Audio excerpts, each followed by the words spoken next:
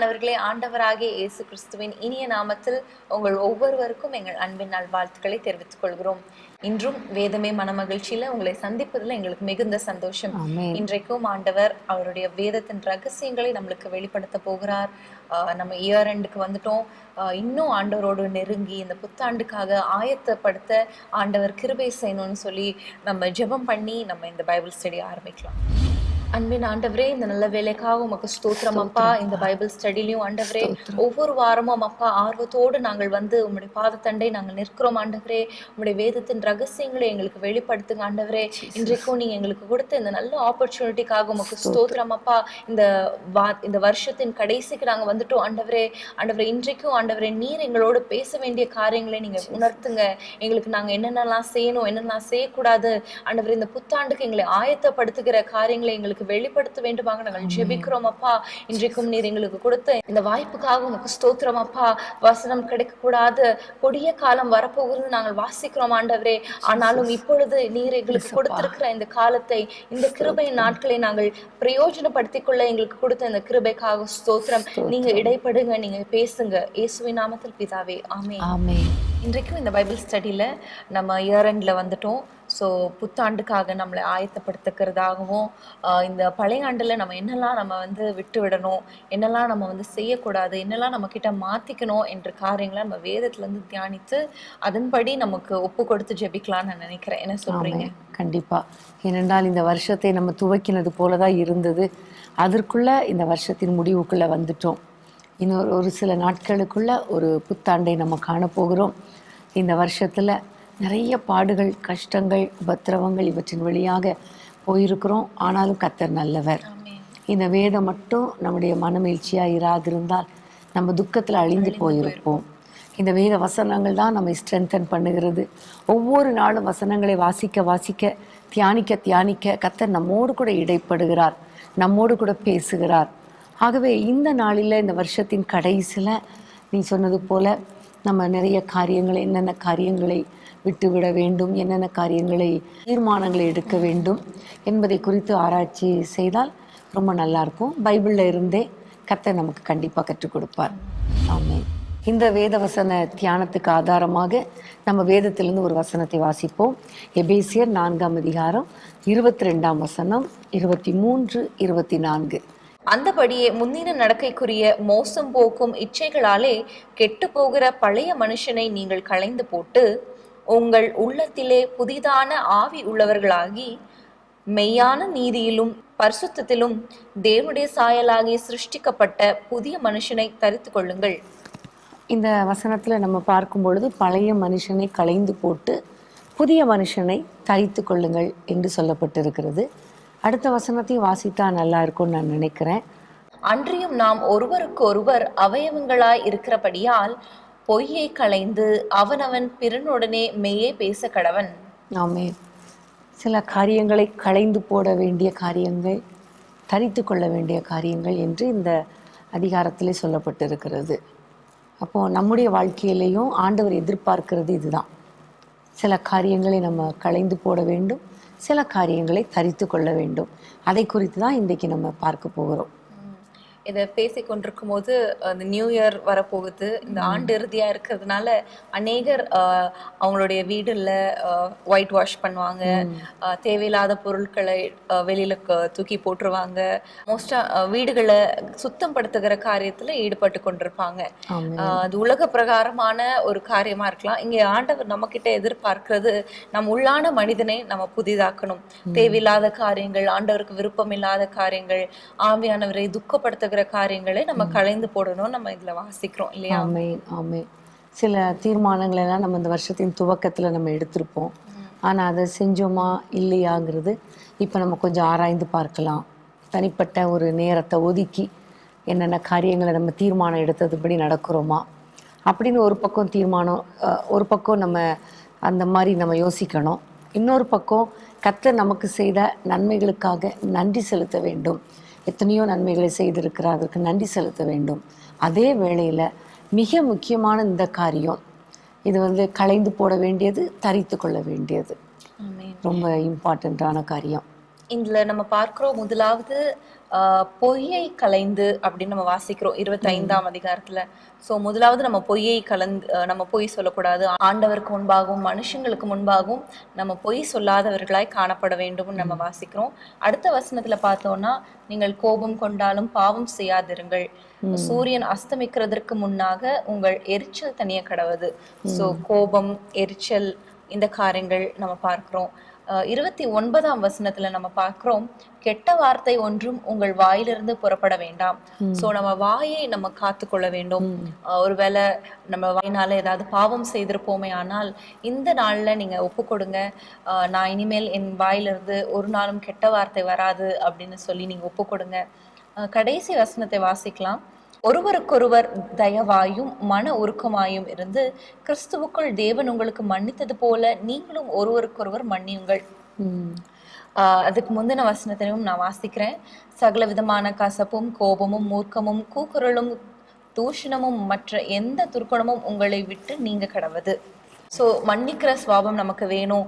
இந்த கசப்பு, கோபம், மூர்க்கம், தூஷணம், துர்க்கணங்கள், இந்த துர்க்கணங்கள் எல்லாம் நம்ம கலைந்து போட வேண்டும் அப்படிங்கிறது நம்ம இந்த அதிகாரத்துல பார்க்கிறோம். ஆமென். அப்படி நம்ம நம்ம ஆண்டவர் நமக்கு உணர்த்துகிற காரியங்களை நம்ம கலைந்து போட்டு ஆண்டவர் நம்மிடத்துல விரும்புகிற காரியங்களை நம்ம தரித்து கொள்ளும் பொழுது கண்டிப்பாக ஆண்டவருடைய ஆசீர்வாதம் நம்ம மேலே இருக்கும் என்பதில் ஒரு சந்தேகமும் கிடையாது. எப்படி நம்ம ஒரு நாள் போட்டுட்ருக்க அதே ட்ரெஸ்ஸை அடுத்த நாள் போட மாட்டோம் இல்லையா? கலைந்து போட்டுட்டு இன்னொரு இடத்துக்கு போகும்போது புதிய ட்ரெஸ்ஸை தரித்து கொள்வோமோ, அதே போல் தேவையில்லாத அழுக்கான காரியங்கள், தேவையில்லாத பேச்சுக்கள், துர்க்குணங்கள், இவை எல்லாவற்றையும் கலைந்து போட்டுவிட்டு ஒரு தேவன் விரும்புகிற சுபாவங்களை நம்ம தரித்து கொள்ளும்போது நிச்சயமாக அதனால ஆசீர்வாதம் உண்டாகும். அப்போ அந்த புதிய வருஷத்தில் நம்முடைய வாழ்க்கை ஆசீர்வாதமாக இருக்கணும். அப்படியானால் நம்ம எல்லாம் ஆண்டவர் என்ன சொல்லுகிறார் என்பதை கவனித்து கேட்டு அதை பின்பற்றும் பொழுது கண்டிப்பாக நம்முடைய வாழ்க்கையில் ஆசீர்வாதம் தான் இருக்குமே தவிர வேற ஒன்றும் இருக்காது. நிச்சயமாக கர்த்தர் நம்மை ஆசீர்வதிப்பார். ஸோ இந்த அதிகாரத்தில் நம்ம பார்க்கிறோம், பொய் சொல்லக்கூடாது, கோபம் நம்ம தனியே கடவுது நம்ம பார்க்கிறோம். நம்ம வார்த்தைகள்னால எந்த ஒரு கெட்ட வார்த்தைகளும் நம்ம புறப்பட வேண்டாம் பார்க்கிறோம். கசப்பு, கோபம், மூர்க்கம், தூஷணம், கூக்குரலும், எந்த ஒரு துர்க்கணமும் நம்மளை விட்டு நீங்க கடவுது. கிறிஸ்துவுக்குள் தேவன் உங்களுக்கு மன்னித்தது போல நீங்களும் ஒருவருக்கொருவர் மன்னியுங்கள் நம்ம பார்க்கிறோம். ஸோ பொய், நம்மளோட நாவு, நம்முடைய வார்த்தைகள், நம்முடைய கோபங்கள், நம்ம சுவாபங்கள் எல்லாவற்றையும் நம்ம கலைந்து போட்டு பிறரை மன்னிக்கிறவர்களாய் மாற வேண்டும் நம்ம வாசிக்கிறோம். இது மாத்திரமல்ல, ஸோ இப்படிப்பட்ட காரியங்களை எப்படி கலைந்து போட்டு புதிய மனுஷனை தரித்தவர்கள் எப்படி அதை தரித்து கொண்டார்கள், அவங்க தரித்து கொள்ளும் போது அவங்க வாழ்க்கையில என்னென்ன ஆசீர்வாதங்கள் வந்தது அப்படின்னு நம்ம தியானிக்கலாம்னு நினைக்கிறேன். ஸோ இந்த ஒரு வசனத்தை வைத்து நம்ம தியானிக்க போகிறோம் இல்லையா? அதாவது எபேசியர் 4ஆம் அதிகாரம் 22ஆம் வசனத்தை 22, 23, 24 ஆகிய வசனங்களை வைத்து நம்ம தியானிக்க போகிறோம். So this is going to be verse wise meditation. அதாவது இந்த வசனத்தை வைத்து நம்ம காரியங்களை நம்ம தியானிக்க போகிறோம். ஓகே. முதலாவது நம்ம பார்க்க போற ஒரு தேவ மனிதன் யாக்கோபு. அவருடைய வாழ்க்கை குறித்து உங்கள் எல்லாருக்கும் நன்றாக தெரியும். அவருடைய வாழ்க்கையில ஒரு நாள் வந்த பொழுது ஆண்டவரோடு கூட உறவாடி, ஆண்டவரோடு கூட தனித்து உட்கார்ந்து ஆண்டவருடைய சமூகத்துல ஜெபித்த அந்த யாப்போக்கு நதிக்கரையில ஜெபித்த அனுபவம் நம்ம எல்லாருக்குமே தெரியும். அப்பொழுது அதில் ஒரு அருமையான வாசனத்தை நம்ம வாசிப்போம். ஆதியாகமம் 32ஆம் அதிகாரம் 26, 27, 28. அவர், நான் போகட்டும், பொழுது விடுகிறது என்றார். அதற்கு அவன், நீர் என்னை ஆசிர்வதித்தாலொழிய உம்மை போக விடேன் என்றான். அவர், உன் பேர் என்ன என்று கேட்டார். யாக்கோபு என்றான். அப்பொழுது அவர், உன் பேர் இனி யாக்கோபு எனப்படாமல் இஸ்ரவேல் எனப்படும், தேவனோடும் மனிதரோடும் போராடி மேற்கொண்டாயே என்றார். இங்கே நம்ம பார்க்கிறோம், யாக்கோபு தன்னை ஆசீர்வதிக்க வேண்டும் என்பதற்காக யாப்போக்கு நதிக்கரையில் தன்னுடைய மனைவி, பிள்ளைகள் எல்லாரையும் அக்கறைப்படுத்தி விட்டு பிந்தி தனித்திருந்தான். ஏன்னா அவனுக்கு தெரியும் தன்னுடைய அண்ணனை ஏமாற்றிட்டான். ஸோ அண்ணன் வந்து கொண்டு இருக்கிறான், நிச்சயமாக நமக்கு ஒரு பெரிய ஒரு பிரச்சனை இருக்கிறது என்பதை அறிந்து ஆண்டவருடைய சமூகத்தில் போய், இன்னைக்கு நீங்கள் என்னை ஆசீர்வதிச்சால் ஒழிய உங்களை போக விட மாட்டேன் ஆண்டவரே என்று சொல்லி போராடி ஜெபிக்கும் பொழுதுதான் உன் பெயர் என்ன என்று கேட்ட பொழுது அவன் என்னுடைய பெயர் யாக்கோபு என்று சொல்லுகிறான். யாக்கோபு என்றால் ஏமாற்றுக்காரன் என்று பெயர். அவன் என்னென்ன காரியங்களில் ஏமாற்றினான்னு நமக்கு தெரியும். அது ஃபஸ்ட்டு 26ஆம் அதிகாரத்தில் பார்க்கும்போது தன்னுடைய சகோதரனை ஏமாற்றுகிறான். ஒரு கூழ் காய்த்து கொண்டு இருக்கிறான்.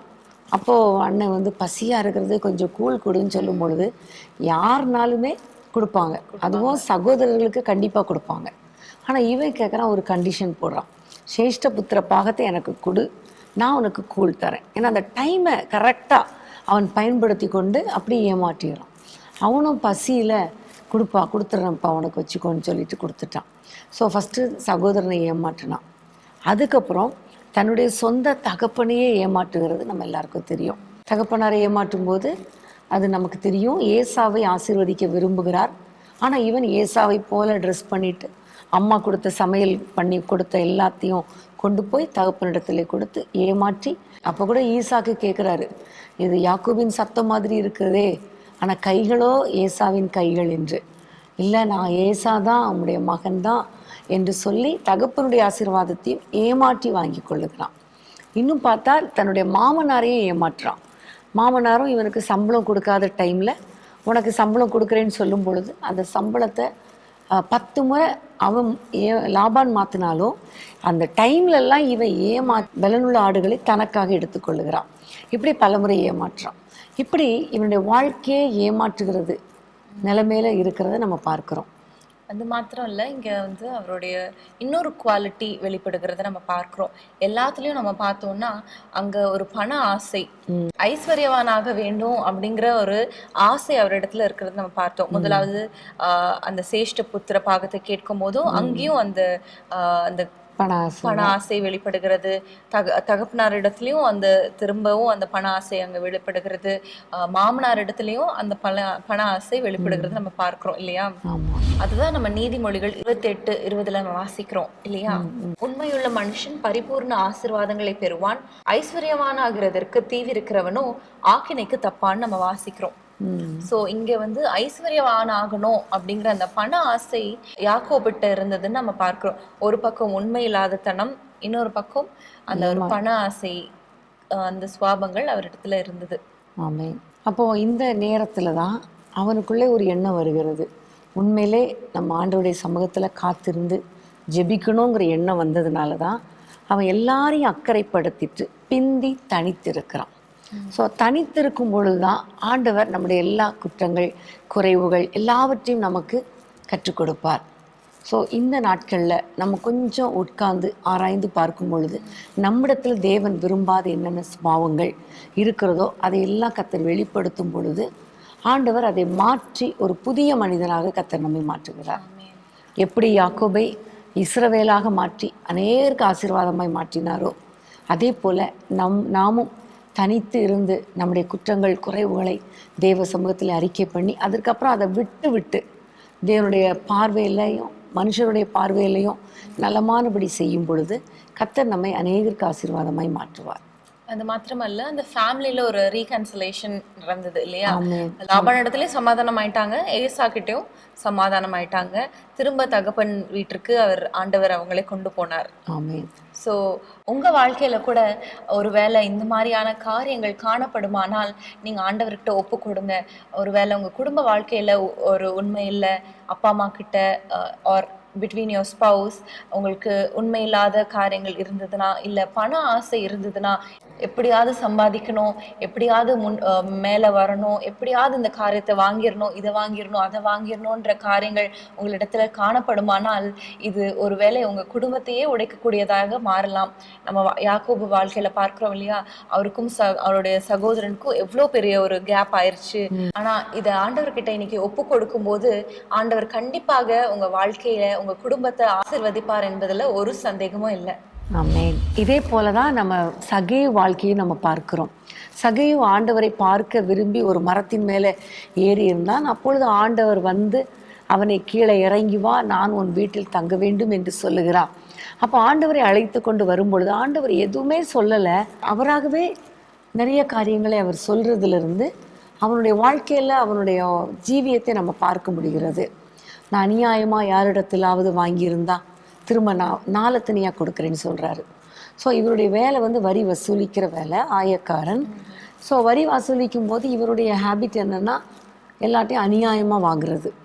ஸோ அநியாயமாக வாங்கும் அந்த காரியம் ஆண்டவரிடத்தில் வந்த உடனே, ஆண்டவர் இவனுடைய வீட்டுக்கிட்ட வரும் பொழுதே அவனுக்குள்ளே வருது, எண்ணம் வருது. உடனே ஆண்டவரிடத்தில் மன்னிப்பு கேட்குறான். நான் இதெல்லாம் விட்டுரு ஆண்டவரேன்னு சொல்கிறான். நான் அப்படி யார்கிட்டையாவது வாங்கினா 4 times நான் உங்களுக்கு திருப்பி ரிட்டர்ன் கொடுத்துட்றேங்கிறான். ஆரம்பத்தில் அவன் பண ஆசையோடு இருந்தவன் தான். ஆனால் ஆண்டவரை நெருங்க ஆண்டவரோடு கூட இருக்க அந்த காரியங்களெல்லாம் அவன் விட்டுட்டு தூக்கி போட்டுட்டு நீங்கள் மட்டும் போத ஆண்டவரே என்று சொல்லி ஆண்டவரிடத்தில் தன்னை அர்ப்பணிக்கிறான். அப்போ தான் ஆண்டவர் சொல்லுகிறாரு, இன்றைக்கு இந்த வீட்டுக்கு ரட்சிப்பு வந்தது, இவனும் ஆபிரகாமின் குமாரனாக இருக்கிறானே. அப்படின்னா என்ன அர்த்தம்னா, ரட்சிப்பு மாத்திரம் கிடையாது, ஆபிரகாமின் குமாரன் சொல்லும்போது ஒரு ஆசீர்வாதம். ஆபிரகாமுக்கு ஆண்டவர் வாக்கு பண்ணின எல்லா ஆசீர்வாதங்களும் சகேவுக்கு உண்டு அப்படின்னு அர்த்தம். ஆமே. ஸோ நம்முடைய வாழ்க்கையில் இன்றைக்கு இந்த நாட்களில் இந்த பண ஆசைக்கு இடம் கொடுக்கக்கூடாது. அதனால ஏமாற்றி மற்றவர்களை வேதனைப்படுத்தி கஷ்டப்படுத்தி அநியாயமாக பணத்தை சம்பாதிக்கக்கூடாது. ஒருவேளை தவறுதலாக சில பழக்க வழக்கங்கள் நம்மிடத்திலே காணப்பட்டால் அதை ஆண்டவருடைய கரத்தில் ஒப்பு கொடுக்கணும். ஒப்பு கொடுத்து ஜெபிக்கும் பொழுது கர்த்தர் நம்முடைய வாழ்க்கையில் ஒரு பெரிய மாற்றத்தை கொடுப்பார். இங்க ஆண்டவர் சொல்லுகிறார், இந்த வீட்டுக்கு ரட்சிப்பு வந்தது இல்லையா? அப்பனா என்ன அர்த்தம்? அங்க வந்து ஒரு ரட்சிப்பின் சந்தோஷம் அங்க இல்லை.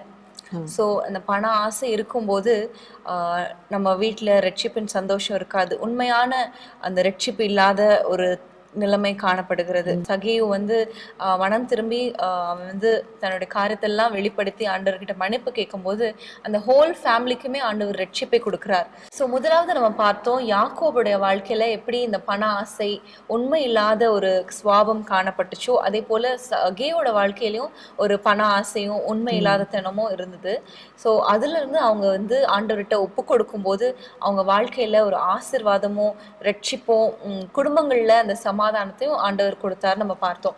ஸோ நம்மளும் நம்மளுடைய வாழ்க்கையில குடும்பத்துல இந்த மாதிரியான காரியங்கள் காணப்படுமானால் அதை நம்ம களைந்து போட்டு ஆண்டவருடைய ஆசீர்வாதத்திற்கு பாத்திரவனாக இந்த இயர் எண்ட்ல நீங்க ஒப்பு கொடுங்க.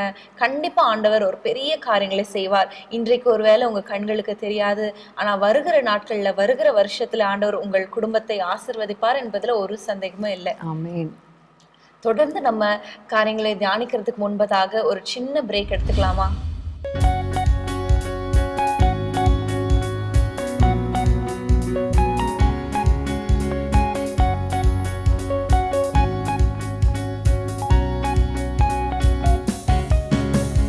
தலை சாய்க்கும் கல்லீரையா, மூளை கல்லீரையா, தலை சாய்க்கும் கல்லீரையா, மூளை கல்லீரையா, தலை சாய்க்கும் கல்லீரையா, மூளை கல்லீரையா, தலை சாய்க்கும் கல்லீரையா, மூளை கல்லீரையா. ஏல்மெத்தே, இது வானத்தின் வாசல். ஏசையா, ஆசீர்வாதத்தின் வாசல். ஏல்மெத்தே, இது வானத்தின் வாசல். ஏசையா, ஆசீர்வாதத்தின் வாசல். மேற்கு கிழக்கு வடக்கு தெற்கு பரம்பு வா என்றீரே, பூமியின் தூளை போடும் சந்ததி பெருகும் என்று வாக்குரைத்தீரே. மேற்கு கிழக்கு வடக்கு தெற்கு பரம்பு வா என்றீரே, பூமியின் தூளை போடும் சந்ததி பெருகும் என்று வாக்குரைத்தீரே. சொன்னதை செய்யும் அளவும் என்னை கைவிடவே மாட்டீர். எனக்கு சொன்னதை செய்யும் அளவும் என்னை கைவிடவே மாட்டீர். பெத்தேல், ஏல்மெத்தேல், இது வானத்தின் வாசல்.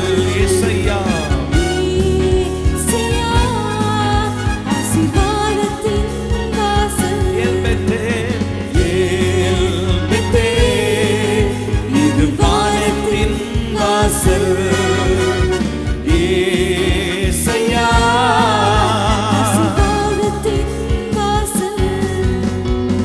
பூமியின் வம்சங்கள் உனக்குள்ளும் சந்ததிக்குள் ஆசீர்வதிக்கப்படும் என்று ஆசீர்வாத வாய்க்காலாக என்னை மாற்றினீரே. பூமியின் வம்சங்கள் உனக்குள்ளும் சந்ததிக்குள் ஆசீர்வதிக்கப்படும் ஆசீர்வாத வாய்க்காலாக என்னை மாற்றினீரே.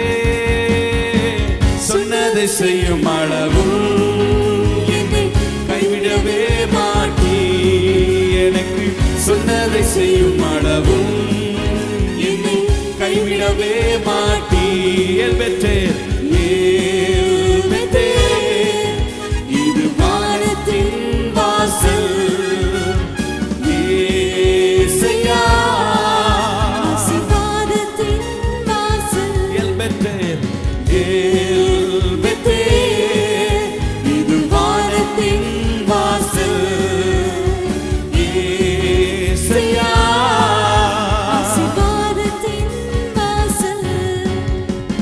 செல்லும் இடமெல்லாம் என்னோடு இருந்து என்னை கனப்படுத்துவீர்.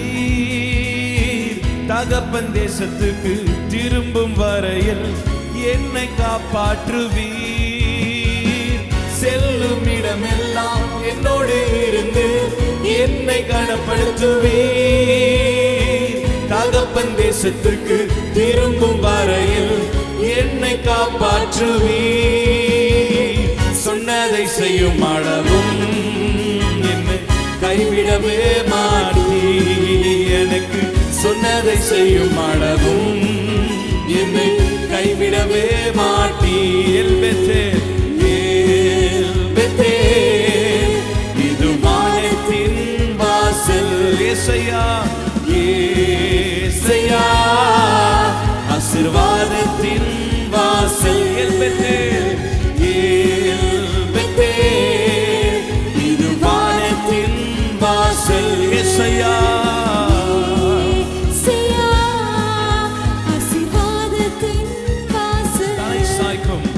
தலை சாய்க்கும் கல்லீரையா, மூளை கல்லீரையா. தலை சாய்க்கும் கல்லீரையா, மூளை கல்லீரையா.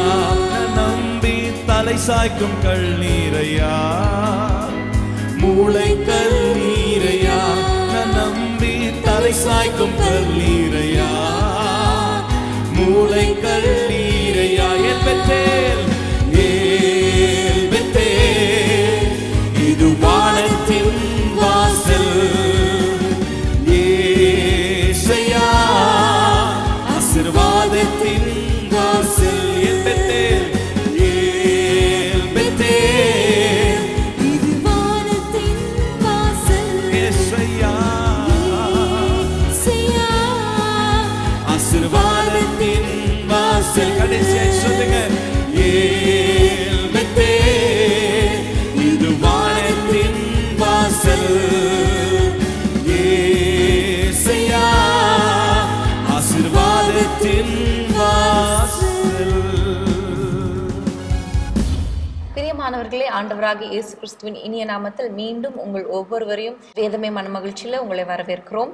இன்றைக்கும் களைந்து போட வேண்டிய காரியங்கள் என்ற தலைப்பில் எபேசியர் 4:22-23 ஆகிய வசனங்களை அடிப்படையாய் வைத்து நம்ம என்னென்ன காரியங்களை நம்ம களைந்து போட வேணும் அப்படின்னு சொல்லி நம்ம பார்த்து கொண்டிருக்கிறோம்.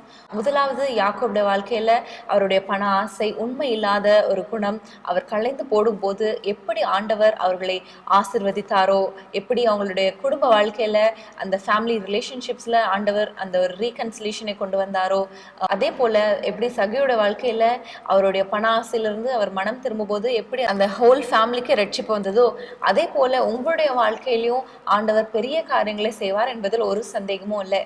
உண்மைதான். நம்முடைய வாழ்க்கையில நாமும் இப்படி களைந்து போட வேண்டியவைகளை களைந்து போடுவதற்கு கர்த்தர் இந்த நாட்களில் ஒரு நல்ல சந்தர்ப்பத்தை கொடுத்திருக்கிறார். ஸோ நீங்கள் கூட பைபிளை இன்னும் மெடிடேட் பண்ணுங்க, இன்னும் நிறைய காரியங்களை உங்களுக்கு கர்த்தர் கற்றுக் கொடுப்பார். ஸோ அடுத்ததாக நம்ம பார்க்க போகிற ஒரு மனிதன் பேதுரு. பேதுருடைய வாழ்க்கை குறித்து நம்ம எல்லாருக்கும் தெரியும். ஆண்டவரால் தெரிந்து கொள்ளப்பட்டவர். லூக்கா 5ஆம் அதிகாரத்தில் அந்த மீன் பிடித்து கொண்டு இருக்கிற அந்த மனிதனை பார்த்து, என் பின்னே வா, உன்னை மனிதர்களை பிடிக்கிறவங்களாய் மாற்றுவேன் என்று சொன்னார். அதன் பிறகு இந்த கல்லின் மேல் சபையை கட்டுவேன் என்று சொன்னார். அது மாத்திரமல்ல, பேதுருவை நிறைய இடங்களில் தனித்து கூட்டிட்டு போய் நிறைய காரியங்களை கற்றுக் கொடுத்திருக்கிறார். அப்படிப்பட்ட ஒரு நல்ல ஒரு தேவ மனிதர் தான் பேதுரு. அவங்களுடைய சீஷர்கள்லேயே ஒரு முக்கியமான ஒரு மனிதர் பேதுரு. ஆனால் இந்த பேதுரு வாழ்க்கையில் சில பிரச்சனைகள் இருந்தது, சில காரியங்கள் இருந்தது. அதில் ரொம்ப முக்கியமான ஒரு காரியம் என்னன்னா, அந்த வசனத்தை நம்ம வாசிப்போம். லூக்கா 22ஆம் அதிகாரம் 54ஆம் வசனம். அவர்கள் அவரை பிடித்த பின்பு பிரதான ஆசாரியனுடைய வீட்டில் கொண்டு போய் விட்டார்கள். பேதுருவும் தூரத்திலே பின் சென்றான். பேதுரு தூரத்திலே பின் சென்றான். லூக்கா 5ஆம் அதிகாரத்தில் கர்த்தருக்கு பின் சென்ற பேதுரு கொஞ்சம் கொஞ்சமாக போய் கடைசியில் தூரத்தில் பின் சென்றான் என்று நம்ம பார்க்குறோம். இப்படி அவன் தூரத்தில் போகிறதுக்கு முக்கிய காரணம் என்னென்னா, அந்த அதிகாரத்தில் லூக்கா 22ஆம் அதிகாரத்தில் 46ஆம் வசனத்தை வாசிப்போம். 46. நீங்கள் நித்திரை பண்ணுகிறது என்ன? சோதனைக்குட்படாதபடிக்கு எழுந்திருந்து ஜெபம் பண்ணுங்கள் என்றார். நித்திரை பண்ணிட்டான். ஜெபம் பண்ண வேண்டிய நேரத்தில் இவர் நித்திரை பண்ணிட்டார். ஆண்டவர் சொல்கிறாரு, சோதனைக்குட்படாதபடிக்கு விழித்திருந்து ஜெபம் பண்ணுங்கள். அப்போ உங்களை ஆண்டவரை விட்டு பிரிக்கக்கூடிய பல சோதனைகள் வரும், ஆனால் நீங்கள் ஜெபம் பண்ணுங்கள்னு சொன்னார். ஆனால் இவர் ஜெபம் பண்ணாமல் நித்திரை பண்ணிட்டார்.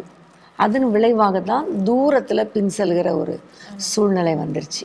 ஆனால் ஒரு சந்தர்ப்பம் வந்த பொழுது ஆண்டவர் அவரை நோக்கி பார்த்தார்.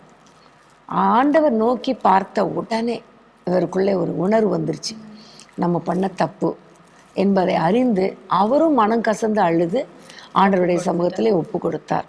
அதுக்கு பிறகு ஆண்டவரை விட்டு பிரியவே இல்லை. கர்த்தரோடு கூட நெருங்கி வாழ்கிற ஒரு அனுபவத்தை பெற்றுக்கொண்டார்.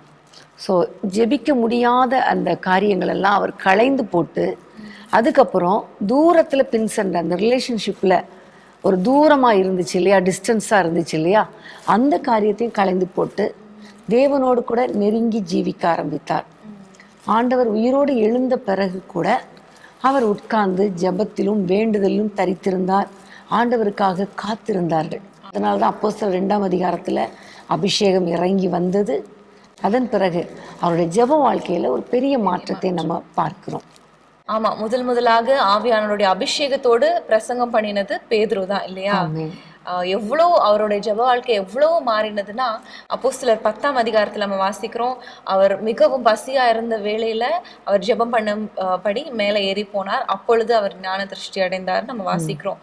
ஸோ எவ்வளோ தூரத்துல இருந்த பேதுரு அவருடைய ஜெப வாழ்க்கையை முற்றிலும் தோல்வி அடைந்த ஒரு சூழ்நிலையில வாழ்ந்த பேதுருவை ஆண்டவர்கிட்ட அவர் ஒப்பு கொடுக்கும் போது இப்படிப்பட்ட ஒரு வல்லமை நிறைந்த ஒரு ஊழியனாக, மகிமையான ஒரு ஊழியனாக மாற்றினார் இல்லையா? அதுக்கப்புறம் பார்த்தா ஜெப வேளையில் கரெக்டாக போய் ஆலயத்தில் போய் ஜெபம் பண்ணுவார். அப்புறம் எல்லா சீஷர்களோட கூடி ஜெபம் பண்ணுவார். இப்படி அவருடைய ஜெப வாழ்க்கையை டோட்டலாக மாறிடுச்சு. ஸோ இதுக்கு காரணம், அவர் அந்த நேரத்தில் ஜெபிக்க முடியாத இருந்த அந்த தூக்கத்தெல்லாம் களைந்து போட்டு தேவனோடு கூட அந்த உறவில் என்னென்ன டிஸ்டர்பன்ஸ் இருக்கோ, தடைகள் இருக்கோ, அதை எல்லாத்தையும் தூக்கி வீசிட்டு கர்த்தரை தேடி வந்து அபிஷேகத்தை பெற்றுக்கொண்டதுனால தான். ஸோ இங்கே பேதுரு பற்றி வாசிக்கும் போது அவர் நித்திரை பண்ணதுனால அவரால் ஜெபிக்க முடியல. ஸோ அந்த நித்திரை அப்படிங்கிறது ஒரு மாம்சீக காரியத்தை குறிக்கிறது. ஸோ அந்த மாம்சத்தின்குரிய காரியங்களை நம்ம எல்லாம் களைந்து போடும்போது ஆண்டவர் நமக்கு ஒரு மகிமையை தர அவர் வல்லவராக இருக்கிறார். நித்திரை, அந்த மாம்ச காரியங்கள் மற்றும் ஜெப குறைவு எல்லாவற்றையும் நம்ம ஆண்டவர்கிட்ட ஒப்பு கொடுக்கும் போது ஆண்டவர் நம்மளை வல்லமையாக அவருடைய ராஜ்யத்துக்கு பிரயோஜனமாக மாற்றுவார். ஆமென். நம்முடைய வாழ்க்கையில் நம்ம இந்த வருஷம் நம்ம எப்படி ஜெபிச்சோம் அதை பற்றி இல்லை, அடுத்த வருஷம் வரப்போகிற புதிய வருஷத்தில் அதிகமான நேரம் ஜெபத்தில் நம்ம தரித்திருக்க ஒப்பு கொடுக்கணும். உலகத்தில் சொல்லுவாங்க, நன்றை செய்த இன்றே செய்யன்னு சொல்லி. ஸோ நம்ம புது வருஷத்துக்காக வரைக்கும் வெயிட் பண்ணாமல் இன்றைக்கே அந்த டெசிஷன் எடுக்கலாம். கரெக்டு தான். நீங்கள் கண்டிப்பாக இந்த நாளிலிருந்து ப்ராக்டிஸ் பண்ண ஆரம்பிங்க. அந்த தூக்கத்தை களைந்து போட்டுட்டு அப்புறம் ஆண்டவரோடு கூட உள்ள உறவை அப்படி கொஞ்சம் புதுப்பித்து அதிகமாக ஜெபிக்க ஆரம்பிக்கும் பொழுது கண்டிப்பாக ஆண்டவருடைய நாமம் உங்கள் மூலமாக மகிமைப்படும். அடுத்ததாக நம்ம இன்னொரு மனிதனை பார்க்க போகிறோம். அது சவுல். சவுலை குறித்து அப்போஸ்தலர் 9ஆம் அதிகாரத்தில் எழுதப்பட்டிருக்கிறது. அவருடைய ஸ்பாவம் என்னன்னா, தேவ ஜனங்களை துன்புறுத்துகிற ஒரு ஸ்பாவம். 2ஆம் வசனத்தை வாசிப்போமா? இந்த மார்க்கத்தாராகிய புருஷரை ஆகிலும் ஸ்திரீகளை ஆகிலும் தான் கண்டுபிடித்தால் அவர்களை கட்டி எருசலேமுக்கு கொண்டு வரும்படி தமஸ்குவில் உள்ள ஜப ஆலயங்களுக்கு நிருபங்களை கேட்டு வாங்கினான். சோ இந்த வசனத்துல நம்ம சவுலை பத்தி வாசிக்கிறோம். அதாவது ஆதி திருச்சபையை துன்பப்படுத்தி கொண்டிருந்த அந்த சவுலை பத்தி பார்க்கிறோம். ஒருமுறை அவர் எருசலேமுக்கு போய் கொண்டிருக்கிற அந்த வழியில ஆண்டவர் அவரை சந்திக்கிறார். அப்பொழுது சவுல் கேட்கிறார், இது யார் அப்படின்னு கேட்கும்போது இயேசு சொல்லுகிறார், நீ துன்பப்படுத்தி கொண்டிருக்கிற இயேசு நான் அப்படின்னு சொல்லி பார்க்கிறோம். ஸோ இங்கே சவுல் வந்து ஒரு பக்கம் தேவ மனிதர்களையும் மனுஷங்களையும் துன்பப்படுத்தி கொண்டிருந்தார். இன்னொரு பக்கத்தில் நம்ம பார்க்கிறோம் ஆண்டவராகிய இயேசு கிறிஸ்துவை துன்பப்படுத்தி கொண்டிருக்கிறார். இனி கூட அநேகர் ஒருவேளை நீங்கள் மற்றவர்களை துன்பப்படுத்துகிறவர்களாக, உங்களுடைய வார்த்தையினால மற்றவர்களை காயப்படுத்துகிறவர்களாக காணப்படலாம். அது மாத்திரமல்ல, நமக்குள்ள இருக்கிற அந்த பரிசுத்த ஆவியானவரை துன்பப்படுத்துறவர்களாக நிறைய பேர் காணப்படுறாங்க. எபேசியர் 4:30 வாசிக்கிறோம், நீங்கள் மீட்கப்படும் நாளுக்கென்று முத்திரையாக பெற்ற தேவனுடைய பரிசுத்த ஆவியை துக்கப்படுத்தாதிருங்கள் நம்ம வாசிக்கிறோம். ஸோ அநேக நேரத்தில் நம்முடைய செய்கைகள்னால, நம்முடைய வார்த்தைகள்னால பரிசுத்த ஆவியானவரை துக்கப்படுத்திடுறோம் இல்லையா? அவருக்கு விரும்பாத காரியங்கள், அவருக்கு விரும்பாத சில மனிதர்களோடு பேசும்பொழுது, இல்லை அந்த காரியங்கள் நம்ம ஈடுபடும் போது நமக்குள்ள இருக்கிற அந்த ஆவியானவரை நம்ம துக்கப்படுத்துறோம். ஆனால் சவுல் அன்றைக்கு ஒப்பு கொடுக்கும் போது, ஆண்டவருடைய வார்த்தைக்கு, அவருடைய சத்தத்துக்கு ஒப்பு கொடுக்கும் போது அவரோட வாழ்க்கையே மாறிடுச்சு இல்லையா? எந்த சவுல் அந்த சபையை துன்பப்படுத்தினானோ அந்த சவுலை பவுலாக மாற்றி அநேக சபைகளை ஆண்டவர் நிறுவினார். ஆமென். அவரால்தான் நிறைய புக்ஸ் நியூ டெஸ்டமெண்ட்ல எழுதப்பட்டது. அது நம்மளுடைய வாழ்க்கைக்கு இன்றைக்கு வரைக்கும் அது நம்மளுக்கு வாழ்க்கைக்கு ஆதாரணமாக, நம்ம நடக்க வேண்டிய வழி காட்டுகிற ஒரு வார்த்தைகளாக இருக்கிறது இல்லையா? இப்படி ஒரு கொடூரமான ஒரு மனிதன் ஆண்டவர்கிட்ட ஒப்பு கொடுக்கும் போது, அந்த பழைய காரியங்கள் எல்லாம் விட்டு விட்டு ஆண்டவர்கிட்ட ஒப்பு கொடுக்கும் போது ஒரு நல்ல ஒரு ஊழியத்தை, ஒரு மகிமையான ஊழியத்தை ஆண்டவர் அவருக்கு தந்தார். அவருடைய வாழ்க்கையே மாறிடுச்சு இல்லையா? அப்போஸ்தலர் 9ஆம் அதிகாரத்துல நம்ம வாசிச்சோம், இந்த மார்க்கத்தாராகிய யாராகிலும் கட்டி எருசலேமுக்கு கொண்டு போகும்படி அவர் வந்து நிருபங்களை வாங்கி கொண்டு போனார். ஆனா ஆண்டவர்கிட்ட அவர் ஒப்பு கொடுக்கும் போது, எப்படி மனுஷங்களை கட்டி துன்புறுத்தணும்னு நினைச்ச சவுல ஆண்டவருடைய ராஜ்யத்தை கட்டுகிறவராக, சபைகளை கட்டுகிறவர்களாக, மனிதர்களை அவங்களுடைய மனதை கட்டுகிறவர்களாய், ஆவிக்குரிய வாழ்க்கையில துவண்டு போன மனிதர்களை அவர் கட்டி எழுப்புகிற, ஆண்டவருக்கு நேராக வழி நடத்துகிற ஒரு பவுலாக ஆண்டவர் மாற்றிட்டாரு. ஆமென். நம்முடைய வாழ்க்கையில கூட இப்படிப்பட்ட ஸ்பாவங்களை நம்ம களைந்து போடும் பொழுது கர்த்தருடைய ஆசீர்வாதமான நிறைய ஸ்பாவங்களை தரித்து கொள்ள கர்த்தர் கிருபை பாராட்டுவார். நம்முடைய வாழ்க்கையில இன்றைக்கு நம்ம தீர்மானம் எடுக்கணும். மற்றவர்களை வேதனைப்படுத்துறது ஆண்டவரே துன்பப்படுத்துறதுக்கு சமம். இந்த பவுலுடைய வாழ்க்கையில் நம்ம கற்றுக்கொள்கிற காரியம், எப்படி அவர் அந்த துன்பப்படுத்துகிற அந்த காரியங்களை களைந்து போட்டாரோ, அதே போல் நம்ம மற்றவர்களை வேதனைப்படுத்துகிற காரியங்கள், குறிப்பாக பரிசுத்த ஆவியானவருக்கு வேதனை கொடுக்கிற காரியங்கள் எல்லாம் நம்ம களைந்து போடும் பொழுது கர்த்தர் நம்மை தம்முடைய ராஜ்யத்துக்கு மகிமையாக கர்த்தர் பயன்படுத்துவார். வரப்போகிற புதிய வருஷத்தில் கர்த்தர் உங்களையும் என்னையும் பயன்படுத்த விரும்புகிறார். அநேகருக்கு ஆசீர்வாதமாய் மாற்ற விரும்புகிறார். ஆகவே நம்ம பரிசுத்த ஆவியானவரை துக்கப்படுத்தாமல், பரிசுத்த ஆவியானவருக்கு முதலிடம் கொடுத்து அவருக்காக வாழ நம்ம அர்ப்பணிக்கலாம். அடுத்ததாக நம்ம இன்னொரு மனிதனை குறித்து நம்ம பார்க்க போகிறோம். லூக்கா 15ஆம் அதிகாரத்தில் இவரை குறித்து எழுதப்பட்டிருக்கிறது. இதுதான் இளைய குமாரன்.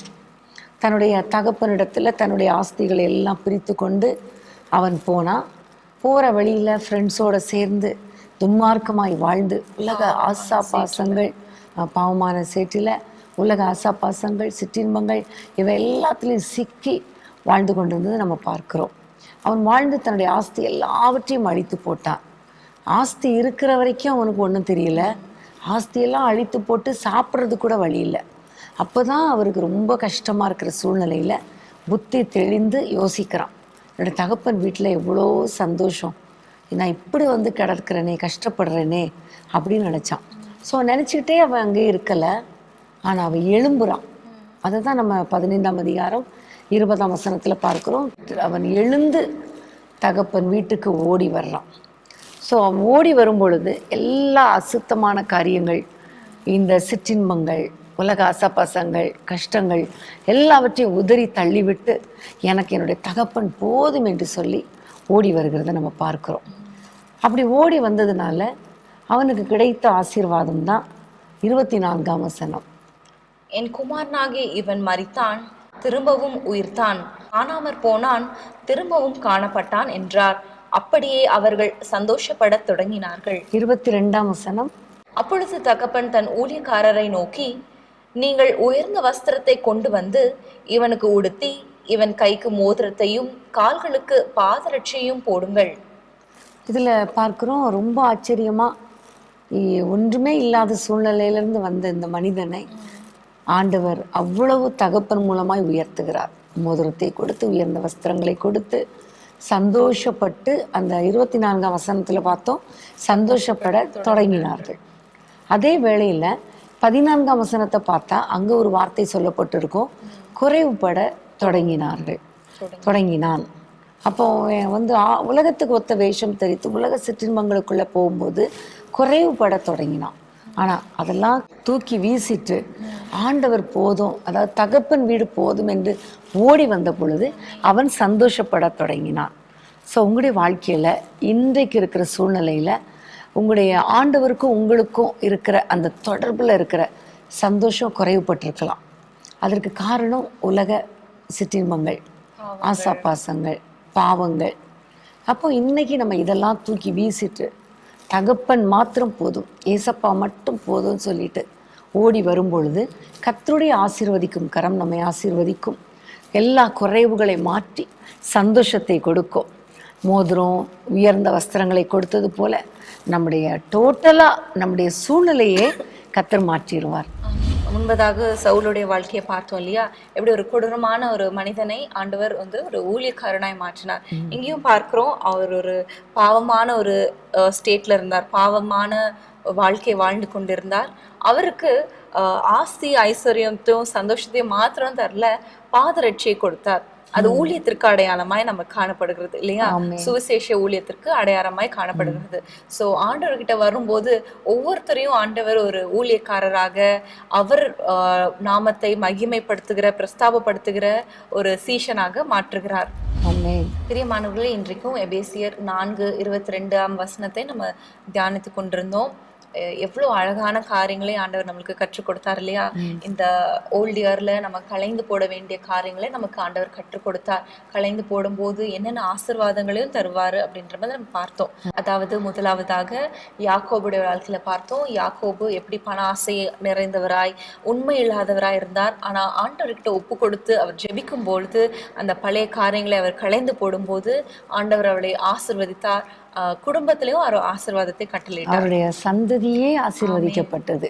சந்ததியை பெருக பண்ணி இஸ்ரவேல் கோத்திரம் அப்படின்னாலே இன்னைக்கு எல்லாருக்கும் தெரிகிற அளவுக்கு கர்த்தர் ஆசீர்வதித்தார். ஆமென். இரண்டாவதாக நம்ம சகேயுடைய வாழ்க்கையில பார்த்தோம். அவரும் எப்படி உண்மை இல்லாதவரா இருந்த அந்த நிலையில, ரட்சிப்பு இல்லாத இருந்த நிலையில ஆண்டவர்கிட்ட ஒப்பு கொடுக்கும் போது அந்த ஹோல் ஃபேமிலிக்குமே ஆண்டவர் ஒரு ரட்சிப்பை கொடுத்தார். அது மாத்திரமல்ல, ஆபிரகாமின் ஆசீர்வாதங்களை அவருக்கு வாக்கு பண்ணினார். மூன்றாவதாக நம்ம பார்த்தோம், பேதுருவை பார்த்தோம். பேதுரு எப்படி ஒரு க்ளோஸ் ரிலேஷன்ஷிப்ல ஆண்டவரோடு இருந்தார். ஒரு காலத்துல ஆண்டவரோடு மறுரூபம் அழைக்கலாம் போனாருங்க. ஆனா ஒரு காலகட்டத்துல அவருடைய மாம்ச காரியங்கள்னால, அந்த நித்திரையினால அவர் கொண்டு வரும்போது ஆண்டவர்கிட்ட அவர் தன்னை ஒப்பு கொடுக்கும் போது ஒரு மகிமையான ஒரு ஊழியத்தை ஆண்டவர் அவருக்கு தந்தார் இல்லையா. இன்னும் சவுல குறித்து நம்ம தியானித்தோம். ஒரு கொடூரமான மனிதன், ஆண்டவரை பின்பற்றுகிறவர்களை கட்டி எருசலேமுக்கு கொண்டு வருவேன் அப்படின்னு சொல்லி அவர் போனவர். ஆனா ஆண்டவர் அவரை சந்திக்கும் போது சபைகளை கட்டுவர்களாய் அவரை மாற்றினாரு. கடைசியாக இளையகுமாரனுடைய வாழ்க்கையை நம்ம பார்த்தோம். எப்படி அவர் குறைவுபடும் போது, அதாவது பாவத்துல இருக்கும் போது குறைவுபட ஆரம்பித்தார். ஆனா தகப்பன் இடத்துல வரும்போது சந்தோஷத்தை அவர் திரும்பவும் பெற்றுக்கொண்டார். சந்தோஷத்தை மாத்திரம் பெற்றுக்கொள்ள ஒரு ஊழியத்தையும் அங்க ஒரு குறிக்கிறது இல்லையா, அதையும் பெற்றுக்கொண்டார். சோ நம்முடைய வாழ்க்கையிலையும் பிரியமானவர்களே, இந்தந்த காரியங்கள், உண்மை இல்லாத குணங்கள், பண ஆசைகள், உலக சிற்றின்பங்கள், பாவங்கள், இன்னும் ஜெப குறைவுகள், ஆவியானவரை துக்கப்படுத்துகிற சில காரியங்கள், பிறரை காயப்படுத்துகிற காரியங்கள், எபேசியர் 4 நம்ம பார்த்தது போல கோபம், துர்க்குணம், கசப்பு, வெறுப்பு, வைராக்கியங்கள், எரிச்சல்கள், இந்த காரியங்கள் எல்லாம் நம்முடைய வாயின் வார்த்தைகள் ரொம்ப முக்கியம். இதெல்லாம் நம்ம வாழ்க்கையில காணப்படுமானால் இன்றைக்கு நம்ம ஆண்டவர்கிட்ட ஒப்பு கொடுத்து நம்ம ஜெபிக்கலாம். ஆண்டவரே, இந்த பழைய காரியங்கள், இந்த காரியங்கள்லாம் என்னோட மனுஷனை நான் கலைந்து போடுகிறேன், எனக்கு ஒரு புதிய ஆவியை தாங்க, இந்த புத்தாண்டில் நான் பெரிய காரியங்கள் உமக்கு செய்யணும் அப்படின்னு சொல்லி ஒப்பு கொடுக்கும் போது நிச்சயமாக ஆண்டவர் மனதுருகி நம்ம வாழ்க்கையை மாற்றுவார். ஆமென். இப்படி நீ சொல்லிட்டே இருக்கும்போது ஒரு யோசிக்கிறேன், யாக்கோபு எப்படி யாப்போக்கு நதியண்டையில் ஒரு ஓரத்தில் பிந்தி தனித்திருந்து ஜெபித்தானோ, அதே போல் நம்முடைய வாழ்க்கையில் ஒரு டைம் ஃபிக்ஸ் பண்ணி நீங்கள் தனித்து தேவனோடு இருக்கும் பொழுது நம்மிடத்தில் வேண்டாத காரியங்கள் எல்லாவற்றையும் கர்த்தர் நமக்கு வெளிப்படுத்துவார், உணர்த்துவார். ஸோ அதை களைந்து போட கர்த்தர் உணர்த்துகிற காரியங்களை களைந்து போட கர்த்தர் கிருபை பாராட்டுவார். வேத வசனங்களை நம்ம வாசிக்க கர்த்தர் நமக்கு கற்றுக் கொடுப்பார். ஸோ இன்னும் ஒரு சில நாட்களே இருக்கிறது. கொஞ்ச நேரமாவது தேவனுடைய சமூகத்தில் நீங்கள் தனித்திருங்க, பைபிளை வாசிங்க, ஜெபம் பண்ணுங்க, பைபிளை வாசிங்க. கர்த்தர் உங்களோடு கூட பேசுகிற காரியங்களை களைந்து போட்டுருங்க. எந்தெந்த காரியங்கள்லாம் நான் இன்னும் தரித்து கொள்ளணும் ஆண்டவரேன்னு கேட்டால் அதையும் ஆண்டவர் நமக்கு சொல்லிக் கொடுப்பார். அதை தரித்து கொள்ளும் பொழுது கண்டிப்பாக நம்முடைய எதிர்காலம் ஆசீர்வாதமாக இருக்கும். நம்முடைய நெக்ஸ்ட் லெவல் வாழ்க்கையில், நெக்ஸ்ட்டு காரியத்தில் ஒரு ஊழியம் செய்கிறவங்களாக, கர்த்தருக்கு பிரியமான பிள்ளைகளாக, குடும்பத்துக்கு ஆசீர்வாதமானவர்களாக கர்த்தர் நம்மை மாற்றுவார். ஸோ இப்போ இந்த காரியங்களெல்லாம் மனதில் வைத்து நம்ம ஜெபிக்கலாம். அன்பின் ஆண்டவரே, உம்மை நன்றியோடு நாங்கள் துதிக்கிறோம், ஸ்தோத்திரிக்கிறோம் அப்பா. இந்த நேரத்திலும் கர்த்தாவே, நாங்கள் ஆண்டவரே களைந்து போட வேண்டிய காரியங்கள், தரித்து கொள்ள வேண்டிய காரியங்கள் என்று எங்களோடு கூட நீர் பேசின கிருபைக்காக உமக்கு ஸ்தோத்திரம் அப்பா. வருஷத்தின் இறுதியில் நாங்கள் வந்து விட்டோம் ஆண்டவரே. இன்னும் ஆண்டவரே, நாங்கள் உமக்கு பிரியமானபடி வாழாவிட்டால் அதனால் எந்த பிரயோஜனமும் இல்லை அப்பா. ஏசப்பா, இந்த நாளில் நீங்கள் எங்களுக்கு கற்றுக் கொடுத்தபடி ஒவ்வொரு நிமிஷம், ஒவ்வொரு நாளும் எங்களுடைய வாழ்க்கையில் ஒரு மறுரூபத்தை அனுபவிக்க எங்களுக்கு கிருபை தாங்கப்பா. ஜெப வாழ்க்கையில் ஒரு பெரிய மாற்றத்தை தாங்க ராஜா. ஆண்டவரே, நாங்கள் என்ன செய்யணும் செய்யக்கூடாது என்பதை தொடர்ந்து எங்களுக்கு நடத்துங்கப்பா, கற்றுக் கொடுங்கப்பா. உங்களுடைய நாமத்தை மகிமைப்படுத்த கிருபை தாங்க ஆண்டவரே. இந்த வருஷம் இம்மட்டும் எங்களோடு கூட இருந்தீங்கப்பா ஆண்டவரே. இனியும் நீங்கள் நடத்த போறீங்க, அதற்காக ஸ்தோத்திரம். உமக்கு சித்தமானால் ஒரு புதிய ஆண்டை நாங்கள் காணும் பொழுது அந்த புதிய ஆண்டு எங்கள் வாழ்க்கையில் ஒரு பெரிய ஆசீர்வாதமான ஆண்டாய், மறக்க முடியாத ஆண்டாய், சந்தோஷத்தின் ஆண்டாய் அமையட்டும் என்று சொல்லி நாங்கள் ஜெபிக்கிறோம். உம்மை நோக்கி நாங்கள் பார்க்கிறோம். எங்களோடு இணைந்திருக்கிற ஒவ்வொருவரோடு கூட நீங்கள் பேசினதற்காக நன்றி. தொடர்ந்து இடைப்படுங்கப்பா, தொடர்ந்து ஆசீர்வதிங்கப்பா. நம்முடைய பிள்ளைகள் வாழ்க்கையில் ஒரு பெரிய மாற்றத்தை உண்டாக்குங்கப்பா. இந்த நேரத்திலும் குறிப்பாக நம்முடைய பிள்ளைகள் வாழ்க்கையில் என்னென்ன கஷ்டங்களோடு, வேதனைகளோடு ஆண்டவரே இந்த வருஷம் முழுவதும் ரொம்ப கஷ்டப்பட்டுட்டோன்னு சொல்கிறாங்களோ, அவங்க வாழ்க்கையில் அப்பா ஒரு பெரிய மாற்றத்தை உண்டாக்குங்க. சூழ்நிலைகள் மாறுவதாக, அற்புதங்கள் நடப்பதாக, குடும்பங்களிலே சமாதானம் உண்டாவதாக, நன்மையும் கிருபையும் தொடர்வதாக நான் ஜெபிக்கிறோம் அப்பா.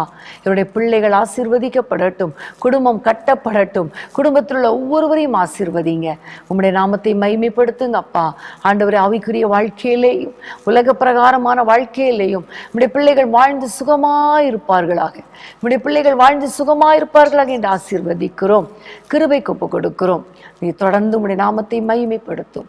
இயேசுவின் நாமத்தில் ஜெபிக்கிறோம் பிதாவே, ஆமேன், ஆமேன். பிரியமானவர்களே, இந்த பைபிள் ஸ்டடி உங்களுக்கு பிரயோஜனமாக இருந்திருக்கும் நாங்கள் விசுவாசிக்கிறோம். இந்த பழைய ஆண்டுல நீங்க கலைந்து போட வேண்டியது எல்லாத்தையும் நீங்க கலைந்து போட்டுருங்க. புதிய ஆண்டுல ஆண்டவர் நம்மளுக்கு புதிய ஆசீர்வாதங்களை, புது கிருபைகளை வைத்திருக்கிறார் என்ற விசுவாசத்தோடு நீங்க செயல்படுங்க. ஒப்பு கொடுத்து நீங்க ஜெபிங்க. மீண்டும் புத்தாண்டுல வேதமே மனமகிழ்ச்சி என்ற நிகழ்ச்சியில நம்ம பார்ப்போம். உங்க எல்லாருக்கும் எங்கள் புத்தாண்டு வாழ்த்துக்கள். ஆமென். God bless you. பிரியமானவர்களே, நாளை இரவு ஞாயிற்றுக்கிழமை இரவு 9:30 மணிக்கு இரவு ஜெபம் இருக்கிறது. நீங்கள் அதில் கலந்து கொள்ளும்படி உங்களை அன்புடன் கேட்டுக்கொள்கிறோம். 1 மணி வரைக்கும் தான் இந்த இரவு ஜெபம். ஸோ டக்குன்னு முடிஞ்சிரும். குடும்பமாக கலந்து கொண்டு ஆசீர்வாதங்களை பெற்றுக்கொள்ளுங்கள். அன்பான தேவனுடைய பிள்ளைகளே, இச்செய்தி உங்களுக்கு மிகுந்த ஆசீர்வாதமாக இருந்ததென்று நாங்கள் நம்புகிறோம். தொடர்ந்து எங்கள் செய்திகளை கேட்டு கர்த்தருக்குள் ஆசீர்வதிக்கப்பட ஜீசஸ் மீட்ஸ் மினிஸ்ட்ரீஸ் என்கிற எங்கள் யூடியூப் சேனலை சப்ஸ்கிரைப் செய்யுங்கள். மேலும் உங்கள் ஜெப உதவிக்கு எங்களோடு நீங்கள் தொடர்பு கொள்ள வேண்டிய தொலைபேசி எண் 9841252836 மற்றும் 7299546363. Email gpsrobinson@hotmail.com. கர்த்தர் உங்களை ஆசிர்வதிப்பாராக.